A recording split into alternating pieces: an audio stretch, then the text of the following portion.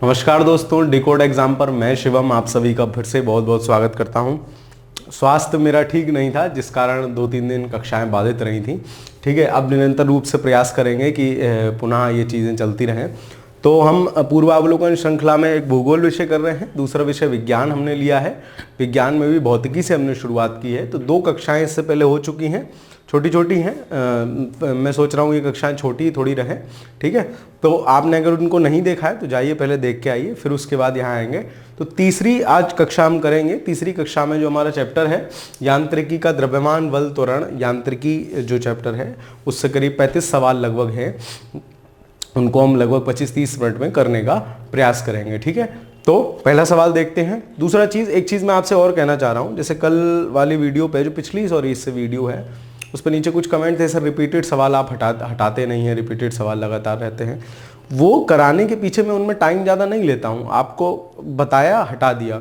उससे क्या होता है कि आपको सवाल की इंपॉर्टेंस पता चलती है। जो लोग सिर्फ ये वीडियो देख रहे हैं उनके लिए है ना, कि कोई सवाल कितनी बार आ रहा है, किस तरीके से पूछा जा रहा है, उसके पूछने का क्या तरीका हो सकता है, इसलिए मैं नहीं हटाता हूँ। और मैं आप लोगों का समय, मुझे पता है, मैं आप लोगों का समय अनावश्यक बर्बाद नहीं करता हूँ। ठीक है, अगला पहला सवाल देखते हैं। तो फिर आज इस चैप्टर का ये कह रहे हैं साधारण यंत्र किसी व्यक्ति की सहायता करता है। अब यांत्रिकी है, थोड़ा हो सकता है बीच बीच में मेरी खांसी आपको झेलनी पड़े। ठीक है, तो पूछ रहा है साधारण यंत्र किसी व्यक्ति की सहायता कैसे कर सकता है। यंत्र मतलब कोई एक मशीन किसी व्यक्ति की सहायता कैसे कर सकती है। तो मशीन कैसे हेल्प करेगी, जो हम काम कर रहे हैं उस काम को थोड़ा क्या करेगी, वो स्पीड अप कर देगी, है ना, उस काम को स्पीड अप कर देगी।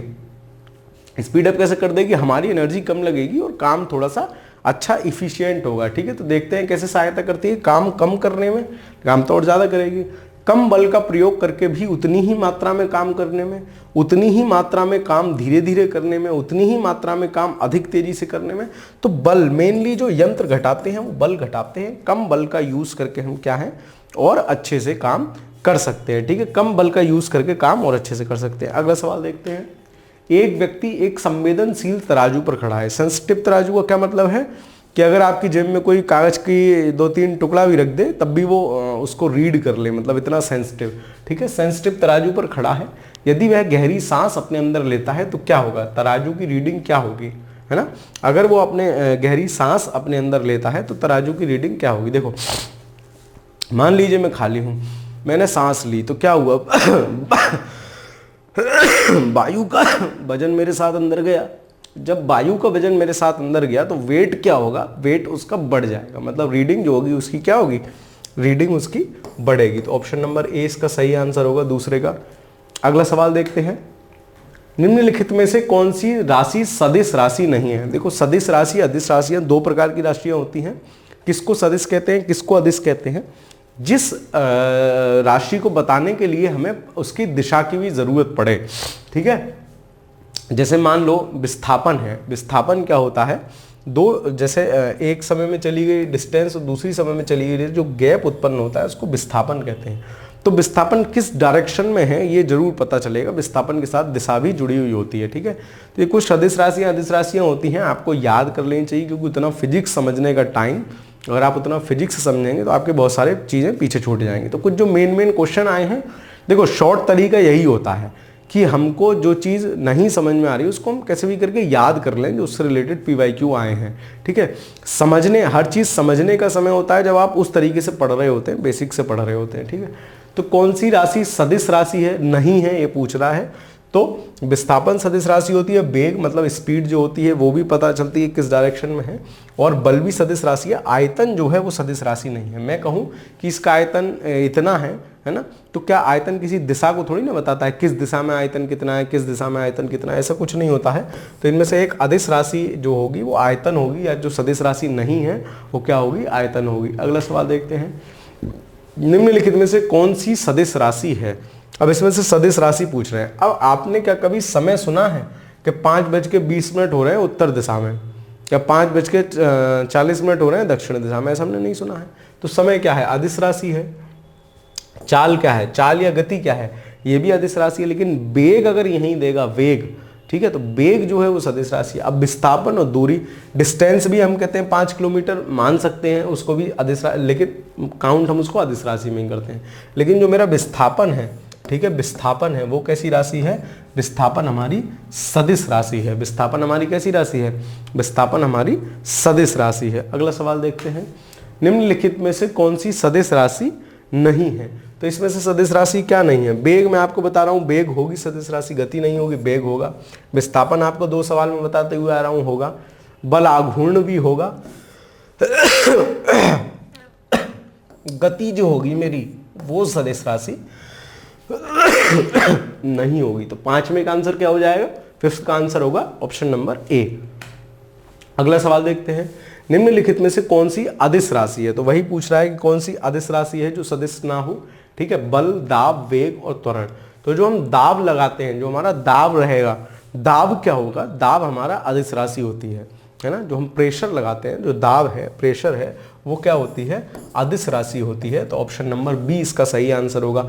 समझने आप ये सोचें कि सदिश राशि में समझूंगा बैठ के कॉन्सेप्ट, तो आप किसी फिजिक्स वाले को प्रॉपर पकड़ सकते हो, आपको सब सारी बातें 1-1, 2-2 घंटा में एक चीज़ समझाएगा, तो आपके मतलब ये 5 सवाल 5-6 घंटे में होंगे, ठीक है। लेकिन अब कंफर्म भी नहीं है इस चैप्टर सवाल आएगा कि नहीं आएगा, तो हमको इतनी मगजमारी नहीं करनी चाहिए। इसी को क्या कहते हैं, इसको स्मार्ट वर्क कहते हैं, ठीक है। कम समय में आप ज़्यादा कैलकुलेटिव चीज़ें कर सकें, ठीक है। अगला सवाल देखते हैं, निम्नलिखित में से कौन सा एक सदिश राशि है। संवेग, दाब, ऊर्जा, कार्य। तो इसमें से जो सदिश राशि होगी वो होगा संवेग, है ना, ऑप्शन नंबर ए। 7th का आंसर क्या होगा, ऑप्शन नंबर ए। जो संवेग होता है ना, संवेग जो होता है वो क्या होता है, वो होता है मेरा सदिश राशि, ठीक है। अगला सवाल देखते हैं, पदार्थ के संवेग एवं वेग के अनुपात में भौतिक राशि प्राप्त होती है। तो पदार्थ का संवेग क्या होता है, mb। द्रव्यमान गुणा वेग बराबर क्या होता है, संवेग। तो संवेग बराबर जो होता है वो होता है मेरा द्रव्यमान गुणा वेग, ठीक है। द्रव्यमान गुणा वेग बराबर संवेग होता है, और वेग का अनुपात, तो संवेग ये हो गया बटे वेग, तो इनके अनुपात से क्या होगा, वेग से वेग कैंसिल हो जाएगा, आंसर क्या आएगा, द्रव्यमान, ऑप्शन नंबर सी। तो पदार्थ का संवेग मतलब mb, द्रव्यमान गुणा वेग, और उसके वेग के अनुपात से क्या प्राप्त होगा, द्रव्यमान प्राप्त होगा, ठीक है। कौन सी भौतिक राशि प्राप्त की जा सकती है, द्रव्यमान भौतिक राशि प्राप्त की जा सकती है। अगला सवाल देखते हैं, बल गुणनफल है। तो बल बराबर क्या होता है, F होता है, और F बराबर क्या होता है, माँ, ma, ठीक है, माँ। F बराबर ma, ये बचपन से फॉर्मूला हम पढ़ते आए हैं। तो यहाँ m क्या है, यहाँ m जो है द्रव्यमान है, द्रव्यमान है, और a क्या है, a मेरा है त्वरण है, ठीक है, एक्सेलरेशन है, त्वरण है, और ये द्रव्यमान है, मास है। F बराबर फोर्स, बल, F बराबर ma, ठीक है। तो ये पूछ रहा है कि किसका गुणनफल होता है, तो द्रव्यमान और त्वरण का गुणनफल होता है। तो ऑप्शन नंबर बी इसका सही आंसर होगा। बल किसका गुणनफल होता है, द्रव्यमान और त्वरण का, ठीक है। अगला सवाल देखते हैं, यदि किसी घन के आयतन और पृष्ठ के क्षेत्रफल को निरूपित करने वाली संख्याएं समान हो, तो उस घन के किनारे की लंबाई की माप ज्ञात कीजिए। ये हमसे कह रहा है, थोड़ा सा मैथमेटिकल है, ये हमसे कह रहा है कि घन का आयतन और उसके पृष्ठ का क्षेत्रफल क्या है, समान है, ठीक है। तो घन का आयतन क्या होता है, आप सब जानते हैं, भुजा की घात 3 माना भुजा a है, ठीक है, a की घात 3 क्या होगा, घन का आयतन होगा। और घन का सरफेस एरिया क्या होता है, देखो सरफेस एरिया का मतलब ये है, जैसे मान लो ये मेरा आईपैड है, इसका सरफेस एरिया पूछा जाए तो ये जो आपको ब्लैक वाला एरिया दिख रहा है ना, ये चारों तरफ वाला, ये इसका क्या होगा, सरफेस एरिया होगा। चूंकि ये एक आयत है, तो इसका सरफेस एरिया क्या होगा, लंबाई गुणा चौड़ाई। और यहीं अगर ये वर्ग होता, स्क्वायर होता, तो इसका सरफेस एरिया क्या होता, भुजा गुणा भुजा, भुजा का स्क्वायर। इसी प्रकार ये घन है, तो घन में 6 सतहें होती हैं और बराबर होती हैं, और जो घनाभ होता है उसमें 6 सतहें होती हैं लेकिन बराबर नहीं होती। मतलब आयत से हम घनाभ बनाते हैं और स्क्वायर से हम घन बनाते हैं। अब यहाँ समझने वाली बात यह है कि घन का पृष्ठ का क्षेत्रफल, घन में 6 सतह होती हैं और एक सतह का क्षेत्रफल क्या होता है, लंबाई गुणा चौड़ाई, और सेम है लंबाई गुणा चौड़ाई, तो a स्क्वायर हो जाएगा। तो 6 सतह का जब हम क्षेत्रफल जोड़ेंगे तो वो कितना हो जाएगा, वो हो जाएगा 6a²। ठीक है, मतलब घन का आयतन का फॉर्मूला हो गया 1/3 और पृष्ठ के क्षेत्रफल का मतलब हो गया 6a²। और वो क्या कह रहा है, दोनों बराबर हैं। तो भुजा की माप हमसे पूछ रहा है, जब ये दोनों बराबर हैं तो इसको मैं क्या लिख सकता हूं, इसको मैं लिख सकता हूं a × a² बराबर 6a² और दोनों तरफ a² से a² काट दिया, a बराबर क्या हो गया, 6 हो गया। मतलब घन के किनारे की लंबाई की माप पूछ रहा है, तो घन के किनारे की लंबाई की माप कितनी हो गई, 6 इकाई हो गई। ठीक है, 6 इकाई हो गई, जो भी होगी मीटर में होगी, सेंटीमीटर में होगी, जो भी होगी 6 इकाई हो गई। ठीक है, अगला सवाल देखते हैं। ऊर्जा संरक्षण का क्या आशय है। ऊर्जा संरक्षण का आशय है ना तो ऊर्जा को नई ऊर्जा हम जनरेट कर सकते हैं, ना ऊर्जा को हम नष्ट कर सकते हैं। सिर्फ ऊर्जा का क्या होता है, एनर्जी का सिर्फ रूपांतरण होता है। ठीक है, एनर्जी का सिर्फ रूपांतरण होता है, एक से दूसरे में एनर्जी, एक चीज से दूसरी चीज में एनर्जी ट्रांसफर हो सकती है, उसका कभी खात्मा या उसका निर्माण नहीं हो सकता। तो ऊर्जा का सृजन और विनाश होता है, नहीं ऊर्जा का सृजन हो सकता है, नहीं ऊर्जा का सृजन नहीं हो सकता, परंतु विनाश हो सकता है। ऊर्जा का ना तो सृजन हो सकता है और ना ही विनाश हो सकता है। ऑप्शन नंबर डी 11वें का सही आंसर होगा। ऊर्जा संरक्षण का क्या आशय है कि ऊर्जा का ना तो जनन हो सकता है, ना उसका विनाश हो सकता है। ठीक है, अगला सवाल देखते हैं। हमारे द्वारा उपयोग किए जाने वाले ऊर्जा के अधिकांश स्रोत संग्रहित सौर ऊर्जा का प्रतिनिधित्व करते हैं। इसका क्या मतलब है, इसका मतलब यह है कि हम जितनी भी एनर्जी वाली चीजें यूज कर रहे हैं, उनका यूज करने का हमारा जो सोर्स है, वो सोर्स क्या है, वो सोर्स सौर ऊर्जा है, किसी न किसी रूप में सौर ऊर्जा ही है। तो निम्न में से कौन सी ऐसी चीज है जो, निम्नलिखित में से कौन सी अंततः सूर्य की ऊर्जा से व्युत्पन्न नहीं है ना, नहीं है। अब जैसे मान लो पवन ऊर्जा है, हवा जो चल रही है, वो मैंने आपको एनसीईआरटी वाली कक्षाओं में बताया किस तरीके से हवा चलती है।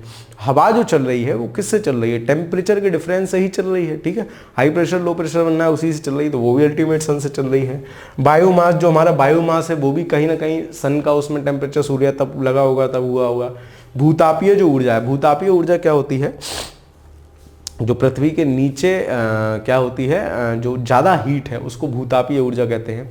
तो कहीं ना कहीं जब पृथ्वी बन रही होगी, है ना, तब उसमें सन की वजह से ही वो भूतापीय ऊर्जा वहाँ स्टोर हो पाई है।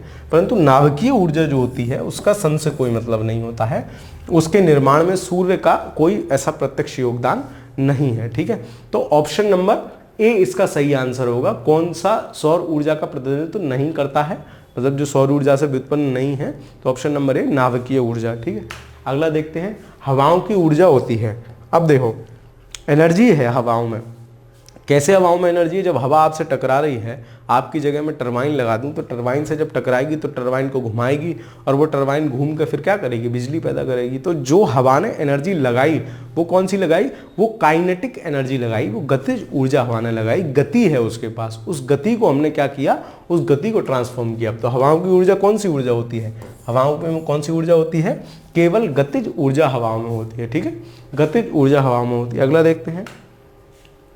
वायु शक्ति में ऊर्जा का कौन सा स्वरूप विद्युत ऊर्जा में परिवर्तित होता है।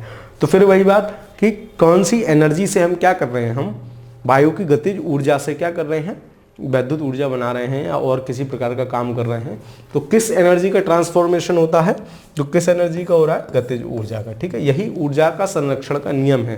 तो एनर्जी को एक फॉर्म से दूसरे फॉर्म में चेंज किया जा सकता है, उसे बनाया या बिगाड़ा नहीं जा सकता। ठीक है, अगला सवाल देखते हैं। सूची 1 को सूची 2 से सुमेलित कीजिए। ठीक है, कर देंगे। ऊष्मा से वैद्युत, वैद्युत से ध्वनि। अब देखो जो लाउड स्पीकर है मेरा, जो मेरा लाउड स्पीकर है वो क्या कर रहा है, लाइट से चल रहा है, मतलब वैद्युत से चल रहा है, और ध्वनि प्रोड्यूस कर रहा है ना, चीख रहा है। तो बी का क्या होगा, तीसरा। बी का तीसरा किसमें, एक में ही है। आगे देख लेते हैं। फिर रासायनिक ऊष्मा, फिर इसका क्या होगा, ऊष्मा से वैद्युत। तो देखो सौर सेल जो है, सौर सेल जो सोलर प्लेट आपके यहाँ या आपके आस पड़ोस में लगी हुई है, वो क्या कर रही है वो ऊष्मा से क्या कर रही है, मतलब सन की हीट ले रही है ना, और उस हीट से चार्ज होकर क्या कर रही है, विद्युत ऊर्जा में कन्वर्ट कर रही है। तो मतलब ऊष्मा से वैद्युत क्या होगा, सौर सेल होगा। ए का क्या होना चाहिए, चौथा होना चाहिए। सी द्रव्यमान से ऊष्मा।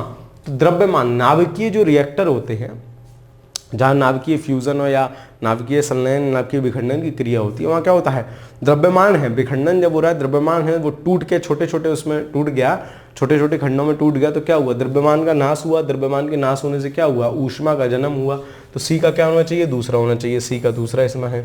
और डी, रासायनिक से ऊष्मा प्रकाश, ठीक है, रासायनिक से ऊष्मा प्रकाश, तो कार ब्रेकिंग से थोड़ी हो जाएगी। मतलब रासायनिक, जब हम कुछ चीज ईंधन को दहन कर रहे हैं तो क्या होगी, उससे ऊष्मा, रासायनिक ऊर्जा से क्या हुई, ऊष्मा हुई, और प्रकाश भी हो सकता है। बहुत तेज अलाव जला दो तो रोशनी भी हो जाएगी, ठीक है। तो डी का क्या होना चाहिए, 5वां होना चाहिए। मतलब ऑप्शन नंबर बी इसका सही आंसर होगा, 15वें का ऑप्शन नंबर बी, ठीक है।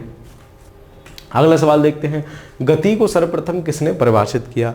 गति के नियम की बात आए तो हम न्यूटन का नाम लेते हैं, न्यूटन ने गति के नियम कहते हैं, न्यूटन ने दिए। लेकिन अगर गति को परिभाषित करने की बात आए, सबसे पहले गति को किसने परिभाषित किया, तो गैलीलियो ने सबसे पहले गति को परिभाषित किया था, ठीक है। चलो अगला देखते हैं, न्यूटन के गति का पहला नियम जाना जाता है। तो न्यूटन के गति के 3 नियम हैं। पहला नियम जो है वो जड़ता का नियम है। जड़ता का नियम क्या कहता है, कोई चीज जैसी है वो वैसी ही बनी रहेगी जब तक कि उस पर बाह्य बल ना लगाया जाए। मतलब अगर मैं चल रहा हूं तो मैं चलता रहूंगा जब तक मुझे रोका ना जाए, मैं बैठा हूं तो मैं बैठा रहूंगा जब तक मुझे धक्का देकर कुर्सी से गिराया ना जाए, ठीक है। तो ये कहता है जड़ता का नियम है, मतलब जड़त्व है, वो चीज जड़ रहेगी, स्टेबल रहेगी। न्यूटन का पहला नियम किस नाम से जाना जाता है, जड़ता का नियम के नाम से जाना जाता है। ऑप्शन नंबर बी सही होगा 17 का। एक ट्रेन जैसे ही चलना आरंभ करती है, उसमें बैठे हुए यात्रियों का सर पीछे की ओर झुक जाता है, इसका कारण है, देखो है क्या, जो हमारे पैर हैं वो ट्रेन के फर्श के टच में है ना, ट्रेन के फर्श के टच में है। तो जैसे ही ट्रेन चली तो पैर तो हमारे चल दिए उसके साथ साथ, क्योंकि हमारे उस पर टिके हुए हैं पैर, पर हमारा सर क्या है, हवा में है। जैसे ही वो चली हमारा सर स्थिर है, स्थिर महसूस करता है। जब ट्रेन चली तो हमारा सर हल्का सा पीछे की तरफ हो जाता है, ऊपर का हिस्सा सर सहित ऊपर का हिस्सा पीछे की तरफ। तो इसका क्या, इसमें कौन सा रूल लग रहा है, तो इसका कारण है स्थिरता का जड़त्व, क्योंकि हमारा सर क्या है, हमारा सर स्थिर था और वो आगे की तरफ बढ़ी, तो जड़त्व का नियम न्यूटन का पहला लॉ इसमें लगेगा। अगला सवाल देखते हैं, स्थित विज्ञान निम्नलिखित में से किससे संबंधित है। तो स्थित विज्ञान निम्नलिखित में से किससे संबंधित है, तो विश्राम की स्थिति से संबंधित है। 19वें का ऑप्शन नंबर बी सही आंसर होगा। अगला सवाल देखते हैं, एक पूर्णतया घर्षणहीन पृष्ठ पर कोई व्यक्ति खड़ा है और वो सीटी बजा रहा है। जब वो सीटी बजा रहा है तो क्या होता है, वह अपने को गति में ला सकता है सीटी बजा के। देखो जो हम चलते हैं, चलने में जो हमारी स्पीड स्लो या वो होती है, वो किस वजह से होती है, घर्षण के कारण होती है। अगर घर्षण ना हो तो मैंने एक पैर बढ़ाया तो मैं चलता ही रहूँगा, ठीक है। मेन जो हमारा रुकना या इस टाइप की चीज़ें हो पा रही हैं वो घर्षण की वजह से हो पा रही हैं। अब घर्षण नहीं है, घर्षण में उसने फूंक मारी आगे की तरफ। अब जब उसने आगे की तरफ फूंक मारी, मतलब सीटी बजाई, आगे की तरफ फूंक मारी, मतलब आगे की तरफ बल लगाया, वहाँ तो फूंक भी बल का काम करेगी। तो क्या होगा, वो व्यक्ति उसको अपोज करने के लिए क्रिया प्रतिक्रिया के नियम के हिसाब से पीछे हटेगा, ठीक है। तो गति में ला सकता है, ठीक है।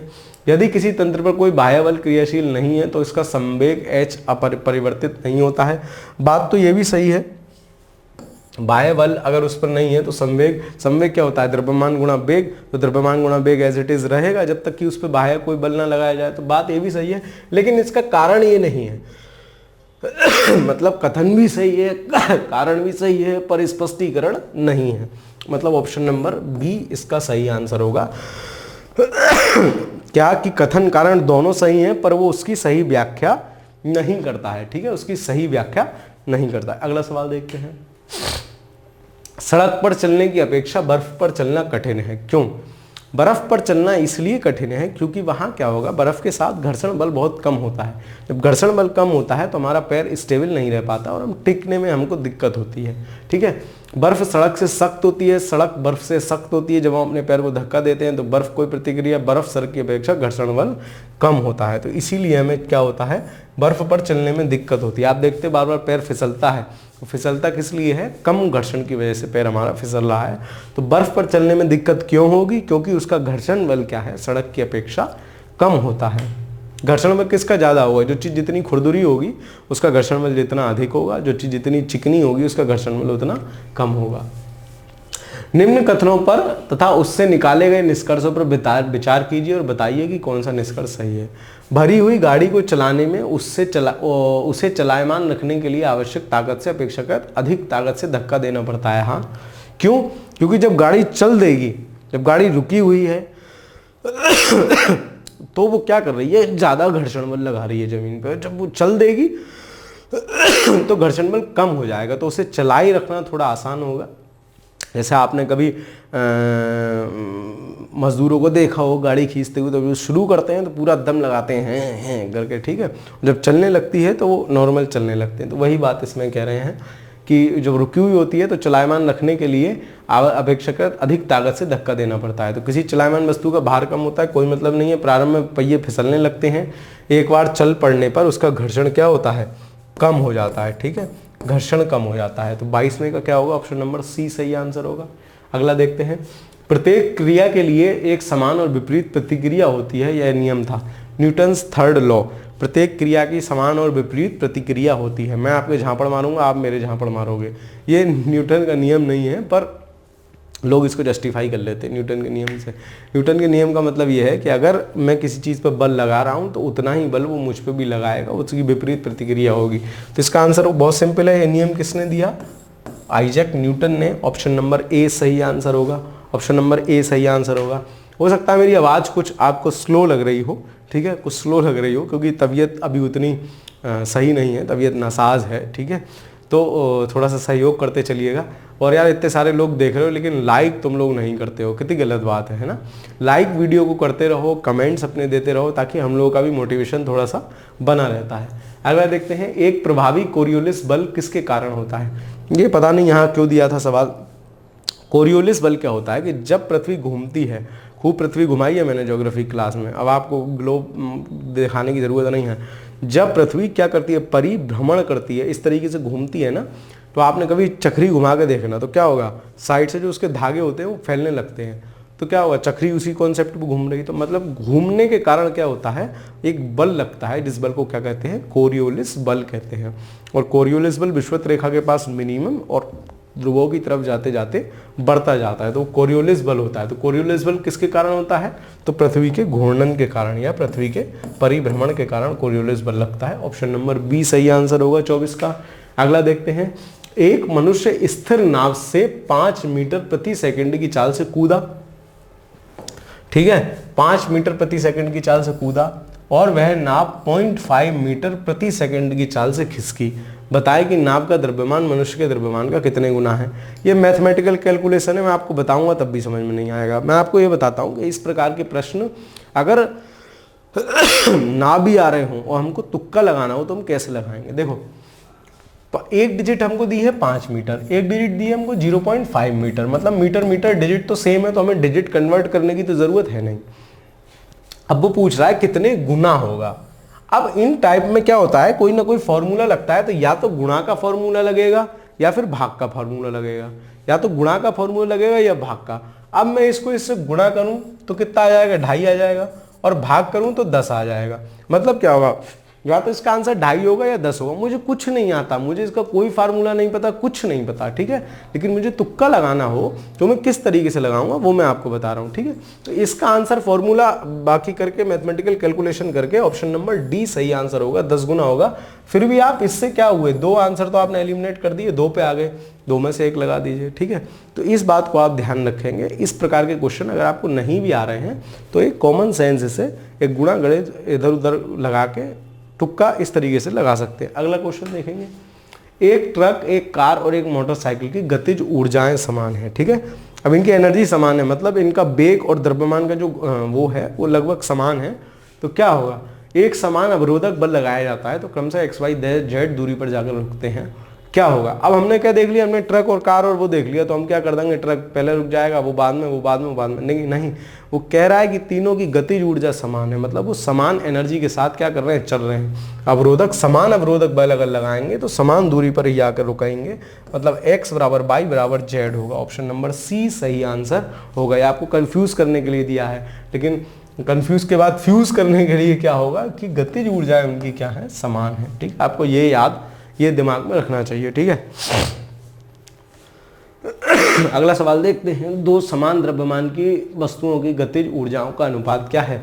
4:9 है। गतिज ऊर्जा क्या होती है, गतिज ऊर्जा होती है 12 mv², ठीक है। ये गतिज ऊर्जा का फार्मूला है, मतलब 1/2 गुणा द्रव्यमान गुणा उसके वेग का घात 2, ठीक है। इनका अनुपात कितना है, 4:2 है, तो उनके वेगों का अनुपात कितना होगा। मतलब कह रहे हैं कि हाफ mv v1 स्क्वायर अनुपात 1/2 m v2 square is equal to कितना है, कितना है, ये है 4/9 है, ठीक है। मैं इसको भी बटे में लिख सकता हूँ, बटा ये बराबर 4/9। अब चूंकि दोनों का द्रव्यमान समान है, मतलब m दोनों का समान है, तो 1/2 m 1/2m कट जाएगा v1 स्क्वायर बटे v2 स्क्वायर बराबर हो जाएगा 4/9 के। लेकिन वो बेगों का अनुपात पूछ रहा है, ये तो उनका स्क्वायर है, तो क्या करेंगे, दोनों तरफ अंडर रूट ले लेंगे। ये क्या हो जाएगा, b1 बटे b2 बराबर क्या हो जाएगा, 2/3। हमने इनका अंडर रूट कर दिया, मतलब b1 2 है, b2 कितना है, 3 है। तो अनुपात पूछ रहा है, क्या अनुपात होगा, 2:3 अनुपात होगा। ऑप्शन नंबर बी इसका सही आंसर होगा 27 में का, ठीक है। फॉर्मूला आपको पता होगा, आप आंसर सही कर दोगे। फिर यहाँ तुक्का लगाना हो तो क्या कैसे लगाओगे, क्या अनुपात इतना है, एनर्जी का पूछ रहा है, वेग, मतलब इसी का कोई गुणक होगा, या तो इसका वर्गमूल होगा या इसका स्क्वायर होगा। दोनों ऑप्शन में दिए एक है, लेकिन आपको फॉर्मूला पता है तो आप ऑप्शन नंबर बी तक पहुंच जाएंगे। अगला सवाल देखते हैं।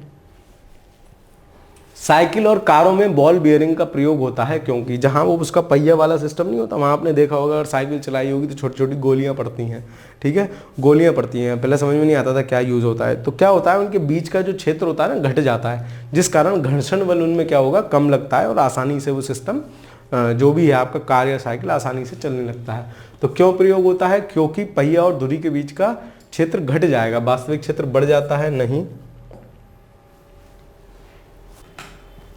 वास्तविक क्षेत्र बढ़ जाता है, नहीं, पहिया और धुरी का प्रभावी क्षेत्र बढ़ जाता है, नहीं, ये भी गलत, पहिया और धुरी के बीच संस्पर्श का प्रभावी क्षेत्र घट जाता है, ठीक है, घट जाएगा तो घर्षण बल कम लगेगा, ठीक है, दोनों के बीच का क्षेत्र। तो 28 में का क्या आंसर होगा, ऑप्शन नंबर सी। अगला सवाल देखते हैं। एक व्यक्ति कार में जो विराम अवस्था में बैठा है, सड़क से कार के 4 पहियों में से प्रत्येक पर प्रतिक्रिया R लग रही है। जब कार सीधी समतल सड़क पर चढ़ेगी तो अग्र पहियों में प्रत्येक पर प्रतिक्रिया में क्या परिवर्तन, देखो प्रतिक्रिया का मतलब है घर्षण। अब कोई वस्तु अगर स्टैटिक है, रुकी हुई है, तो वो घर्षण अपेक्षाकृत ज्यादा लगाती है, और जब वो वस्तु गतिमान हो जाएगी तो घर्षण अपेक्षाकृत कम लगाएगी। पीछे भी पढ़ के आए थे कि धक्का देने में क्या होगा, घर्षण बल कम लगेगा। जब धक्का देते हैं तो धक्का देने में शुरुआत में ज़्यादा लगता है, बाद में नॉर्मल बल लगता है। तो उसी तरीके से ये है। तो क्या होगा, अगर पहियों पर प्रत्येक प्रतिक्रिया में क्या परिवर्तन आएगा, क्या परिवर्तन आएगा, यह R से कम होगा। जो उसका प्रतिक्रिया बल पहले लग रहा है उससे कम प्रतिक्रिया बल या घर्षण बल लगेगा। तो ऑप्शन नंबर बी सही आंसर होगा।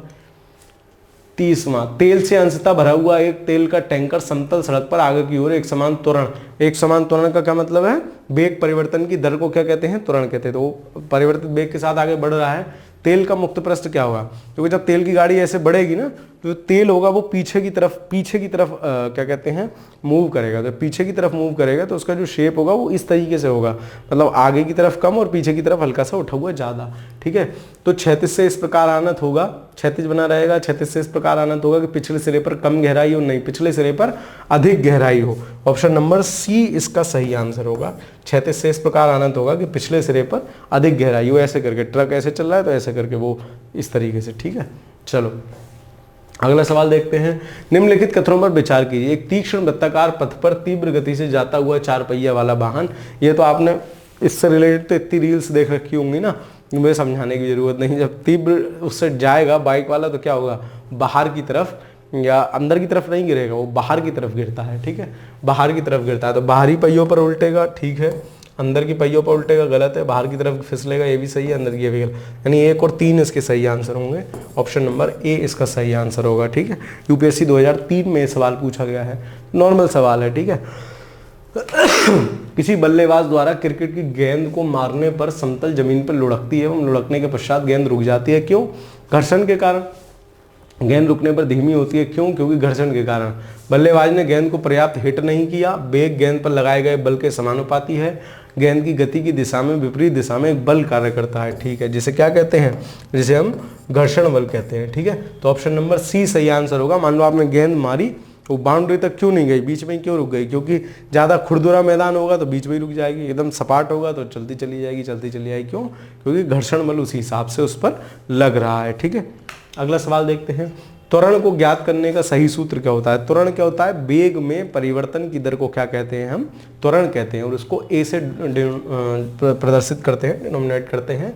तो इसका फॉर्मूला क्या होता है कि जो अंतिम वेग है माइनस प्रारंभिक वेग बटे समय, ठीक है, अंतिम वेग माइनस प्रारंभिक वेग बटे समय को क्या कहेंगे? हम त्वरण कहेंगे। तो अंतिम वेग को v से निरूपित करते हैं और प्रारंभिक वेग को u से, तो v minus you upon T, a बराबर v minus you upon T. Option number A इसका सही आंसर होगा, ठीक है। अगला सवाल देखते हैं। वॉशिंग मशीन का कार्य सिद्धांत है। वॉशिंग मशीन जो काम करती है, आपने देखा होगा अगर वॉशिंग मशीन को घूमते हुए, तो वो इस तरीके से घूमती है, मतलब कपड़ा घुमाएगी और बाहर की तरफ फेंकेगी, फिर ऐसे करेगी, फिर बाहर की तरफ कपड़ा फेंकेगी, इस तरीके से घूमते हुए देखना उसको कभी। तो वो कौन सा बल लगा रही है? अपकेंद्रण बल, मतलब केंद्र से बाहर की तरफ चीज़ों को फेंक रही है। तो वॉशिंग मशीन का जो काम है वो किस पे है? अपकेंद्रण पे उसका कार्य सिद्धांत है, ठीक है। वॉशिंग मशीन में जो जिसमें धोते हैं कपड़ा, वो वाला बड़ा वाला ढक्कन, ड्रायर नहीं, वो अलग सिस्टम है जिसमें धो रहे, वो भी वैसे उसी पे काम कर रहा है, लेकिन जिसमें धो रहे हैं तो वो ऐसे करके आप देखेंगे बाहर की तरफ कपड़े उसमें से फेंकते हैं। तो अपकेंद्रण पे काम करता है। 34 का ए होगा। 35 मथने के पश्चात क्रीम का दूध से पृथक हो जाने का कारण है, वो भी क्या है? वो भी अपकेंद्रण बल है। कभी मम्मी को दूध से क्रीम निकालते हुए देखना, या क्रीम से घी निकालते हुए, तो मम्मी ऐसे करके जब रई चलाती है तो क्या होगा?